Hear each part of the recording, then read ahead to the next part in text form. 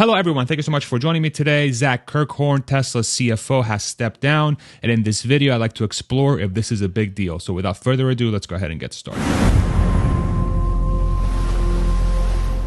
And so here's the formal notification from Tesla to investors. As of August 4th, Tesla appointed Vaibhav Taneja, let me know if I'm pronouncing that right, probably not, as Chief Financial Officer in addition to his current role as Chief Accounting Officer to succeed Zachary Kirkhorn. Mr. Kirkhorn stepped down as of August 4th after a 13-year tenure with the company, the last 4 years of which he has served as Master of Coin and Chief Financial Officer. Gotta love how they kept that in there. During this tenure, Tesla has seen tremendous expansion and growth. Tesla thanks Mr. Kirkhorn for his significant contributions. And then there's a little bit about Mr. Taneja. Let me know again if I'm pronouncing that correctly. He's been at Tesla a little over 6 years. This is Tesla's new CFO and current CAO, Chief Accounting Officer. And he was also at Solar City for a little bit over a year before they were acquired by Tesla.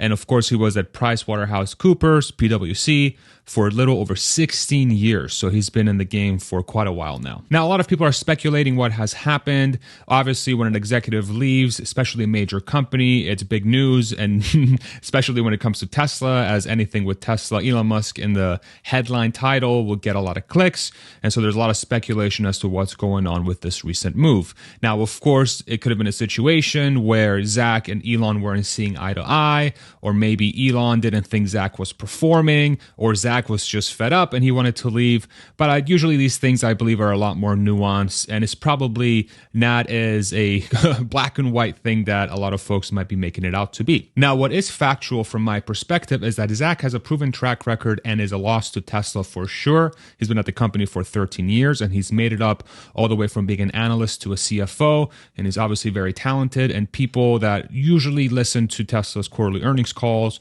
one of the things I always heard was that he was a very calming presence. He was very good at communicating with investors and really outlining the financial sort of future for the company in a way that most people could understand. So from that perspective, he's obviously a huge loss. But the one thing to keep in mind is that it seems like Tesla has a very deep bench of executives. If you look at their previous meetings and their previous earnings calls and also investor day and things like that, you can see that they have, 20 people, it seems like, that are ready to just jump into the next spot. And I saw this myself while I was working at the company. Just the company seems to be extremely deep from a talent perspective. And so those two things, I believe, are true. Zach is a loss and Tesla is also very, very deep.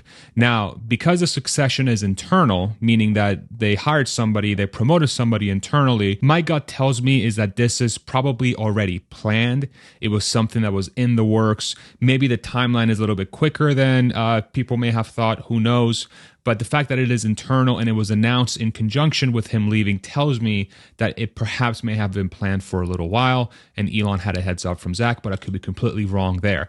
Now, the other thing that points to this being sort of a good parting instead of, say, a bad parting where Zach's like, screw you, I'm sick of you, or Elon's like, you're fired, is that Zach is staying for an additional 4 months to help the company transition, or rather to help the new CFO transition into the role, which of course means that, hey, if the company is okay with Zach staying around, they're probably happy with him, right? Instead of saying, you're gone, we're going to put this new person in.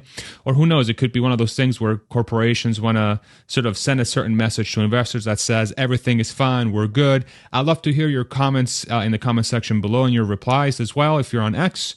But yeah, from my perspective, I don't think he would have, the company at least would have messaged that he's going to be around for 4 more months unless they were happy with his performance and it was an amicable departure, separation. And so from my perspective, I think this is Zach Kirkhorn just opening the next chapter of his life. We've seen this happen in the past with executives leaving the company where they've gone on to do other things, sometimes bigger, sometimes just kind of taking their winnings and enjoying their life. Zach has been there for 13 years, and one would think that he had quite a bit of compensation from a stock perspective that he's been able to capitalize on while he was at the company. So I think Zach may be at the point now, especially not very recently married as well. Maybe he has plans about having a future or whatever it may be. But from my perspective, I think Zach just came to a natural conclusion in this chapter of his life and is probably moving on to the next one. And it seems like with the company being in pretty good hands, profitable, Cybertruck about to launch, they got Giga Mexico building out, you got FSD on the cusp, you got Model Y best-selling car, so on and so forth. Probably not a bad time to step away and start that new chapter personally. However, whenever a high-profile exec leaves a company, it's always a surprise. There's never, I believe, a good time for somebody to leave. We've seen this again in the past with people like JB Straubel leaving the company back in 2017, 2018, whenever he left. And then more recently, Andrej Karpathy, who was the head of AI for Tesla.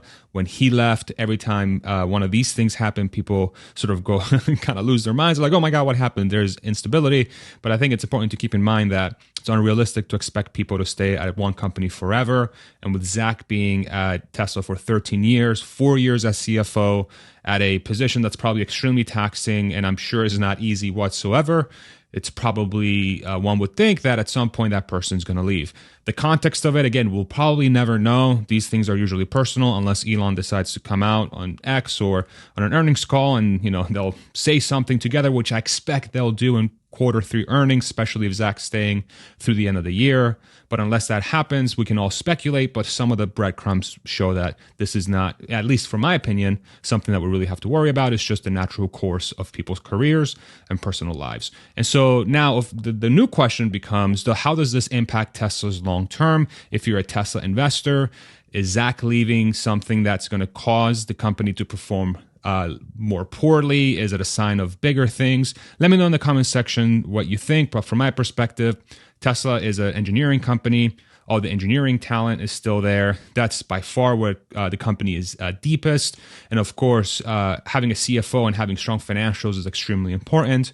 But from the standpoint of execution of the company, it seems like that role is probably a little bit more secondary than, say, head of engineering or Elon Musk in this case, one of the best engineers in the world. I think it's obviously sucks for Tesla, and I'm super happy for Zach to be moving on to the new chapter of his life. But I believe from a long-term perspective, this is inconsequential. And regardless of what happens with the stock today, I think it's down almost 1.5–2% as of right now based on these news. Then that's just short-term, and long-term, the story should continue to prove out because Tesla is an engineering company. It's a product company. And I think they'll be able to replace Zach with somebody just as talented and who knows, even more talented. And so as always, whenever something like this happens in the investing world or in the Tesla world, I always like to say that this is the perfect time to use this as a way to ensure that you're invested for the right reasons in anything that you're invested in. I know a lot of you are invested in Tesla stock that follow this channel. And so something like this happens, I say, just revisit your thesis. See if you're interested in the company for the right reasons. See if you're invested in the company for the right reasons. How does this shift move your way on how you're thinking about the company? And think about why you're invested in a company, short-term, medium-term, long-term, and then make a decision there. I'm not going to tell you what to do. That's completely up to you. But I think moments like these, it's just very important to redo your due diligence and ensure that you are in it for the right reasons. And so if there's a little bit of advice that I can give you, that's basically it. If you're enjoying this content, I would love it if you throw me a like. It helps the YouTube algorithm show this to more people. Thank you so much. And if you'd like to support the channel, I'd love it if you subscribe. Most of you are still not subscribed when you watch this channel, and that's completely okay. But if you do want to support the channel, you can hit subscribe, or you can use my links in the description to purchase merch or Athletic Greens, which is a supplement I take every single morning. You'll get free travel packs and vitamin D with your purchase. Thank you so much for watching. I hope this was informative and helpful, and we'll see you later today once Lucid releases their earnings. Take it easy, everybody. Bye-bye.